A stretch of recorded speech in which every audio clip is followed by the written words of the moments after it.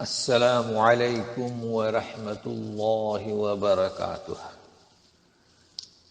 Daily one page کے شعبے سے آج کے پیج کا نمبر ہے 488۔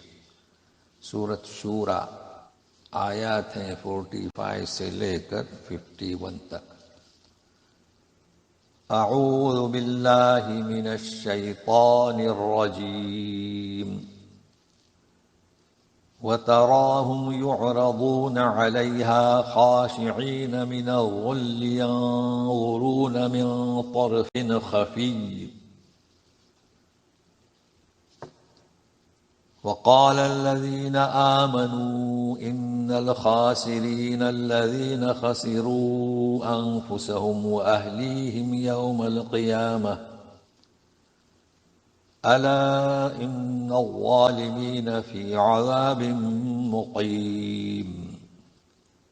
گزشتہ صفحے کی آخری آیت میں ذکر ہوا تھا کہ ظالمین جب عذاب کو دیکھیں گے تو کہیں گے کہ کیا اب واپسی کا، لوٹنے کا کوئی راستہ ہے؟ تو ظاہر ہے کہ کوئی راستہ نہیں۔ تو اب ان کے بارے میں سنیے کہا کہ آپ دیکھیں گے انہیں جب وہ جہنم کے سامنے لا کھڑے کیے جائیں گے۔ یعرضون علیہا، ہا سے مراد جہنم۔ تو کیفیت کیا ہوگی؟ خاشعین من الذل، مارے ذلت کے جھکے ہوئے ہوں گے۔ اور دوسری کیفیت، کنکھیوں سے دیکھ رہے ہوں گے۔ مطلب ہے کہ وہاں کی یہ حالات دیکھ کر وہ آنکھیں بھی نیچے کیے ہوئے ہوں گے، اور جیسے کہ کوئی چپکے سے کراس کر کے دیکھتا ہے نا کنکھیوں سے، یہ مراد ہے۔ اور ذلت، اس کی وجہ سے ان کا جھکنا۔ اچھا، ایسے وقت میں جو مؤمن ہیں وہ کیا کہیں گے وہ سنیے گا۔ مؤمنین کیا کہیں گے کہ بے شک یقیناً خسارے والے جنہوں نے اپنے آپ کو اور اپنے اہل و عیال کو قیامت کے دن گھاٹے میں رکھا۔ اچھا، یہ بات جو ہے مشرکین مجرمین مسلمانوں کے بارے میں کہتے تھے کہ مسلمان تو یہ خسارے میں ہیں، اور آج بھی مسلمانوں کی جو حالت ہے ان پر ہنسا جاتا ہے۔ ہماری خواتین برقع پہنتے ہیں تو ان کا بھی مذاق اڑایا جاتا ہے۔ لیکن دیکھیے اس وقت مومنین یہ کہیں گے کہ خسارے والے یہ ہیں، ہم نہیں تھے، یہ ہیں جنہوں نے خود بھی ایمان قبول نہیں کیا، دعوت کو قبول نہیں کیا، اور اپنے گھر والوں کے لیے بھی یہ سبب بنے کفر کا۔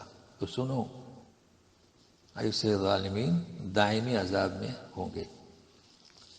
اب رہا سوال کہ ان کے جو اللہ کو چھوڑ کر جو انہوں نے اولیاء بنا رکھے تھے، تو سنیے، وَمَا كَانَ لَهُم مِّنْ أَوْلِيَاءَ يَنصُرُونَهُم مِّن دُونِ اللَّهِ وَمَن يُضْلِلِ اللَّهُ فَمَا لَهُ مِن سَبِيلٍ۔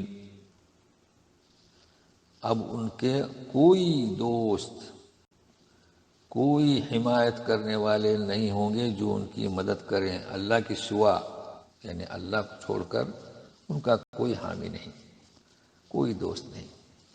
مگر یہاں بھی اللہ ان کی مدد نہیں کریں گے کیونکہ وقت نکل چکا۔ تو جسے اللہ گمراہ کرے اس کے لیے کوئی سبیل، کوئی راستہ، کوئی طریقہ نہیں۔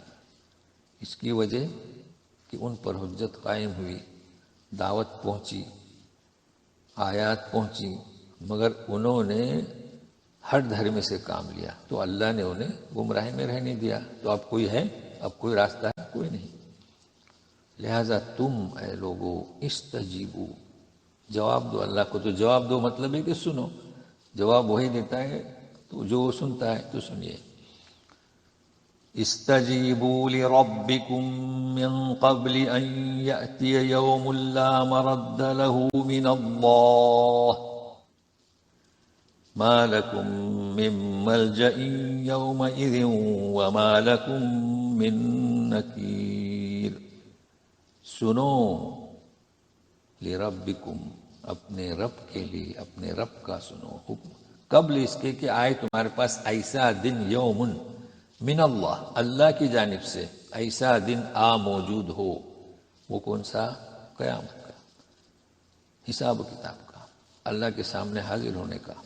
لا مرد لہ، پھر اس کا ہٹ جانا ممکن نہیں، اور تمہارے لیے کوئی ٹھکانہ نہیں اس دن۔ ما لکم من ملجأ یومئذ، اب کیا ٹھکانہ ہوگا؟ اس لیے کہ تم نے اللہ کے سوا اور کو معبود بنایا، اور نہ تمہارے لیے نکیر، نکیر یعنی کا انجان بنا۔ انجان کسے کہیں گے؟ جیسے کہ ایک مجلس میں شخص بیٹھا تھا، اس نے اپنے آپ کو چھپا لیا تو اب وہ نظر نہیں آتا، یہ ہے انجان۔ تو وہاں ایسی کوئی جگہ نہیں، مطلب تمہارا کوئی ٹھکانہ نہیں اس دن، اور تمہارے لیے کوئی ایسی جگہ بھی نہیں کہ وہاں چھپ سکو، تو یہ نکیر۔ تو ایسے کئی الفاظ ہیں کلام پاک میں، تو اس طرف ہم توجہ دیا کرتے ہیں۔ فَإِنْ أَعْرَضُوا فَمَا أَرْسَلْنَاكَ عَلَيْهِمْ حَفِيظًا إِنْ عَلَيْكَ إِلَّا الْبَلَاغُ وَإِنَّا إِذَا أَذَقْنَا الْإِنسَانَ مِنَّا رَحْمَةً فَرِحَ بِهَا وَإِن تُصِبْهُمْ سَيِّئَةٌ بِمَا قَدَّمَتْ أَيْدِيهِمْ فَإِنَّ الْإِنسَانَ كَفُورٌ۔ اگر وہ منہ پھیرتے ہیں، یعنی اتنا سمجھانے کے بعد بھی، تو اے رسول ہم نے آپ کو ان پر نگہبان، داروغہ، ذمہ دار نہیں بنا کر بھیجا ہے۔ آپ کی ذمہ داری البلاغ، دعوت کو پہنچانا۔ اب یہ مجرمین کی ایک خصلت، یعنی انسان کی فطرت، کہ جب ہم چکھاتے ہیں انسان کو ہماری جانب سے رحمت، یعنی خوشحالی پیدا کرتے ہیں اس کے لیے، تو اتراتا ہے، اور جب کوئی تکلیف پہنچتی ہے وہ بھی ان کے کیے کے سبب، جو ان کے ہاتھوں نے بھیجا، برے اعمال کیے، تو وہ انسان ناشکرہ ہوتا ہے، کفر کرتا ہے، ناشکری کرتا ہے۔ تو یہ صفات کس کی ہیں؟ جو مجرمین ہیں۔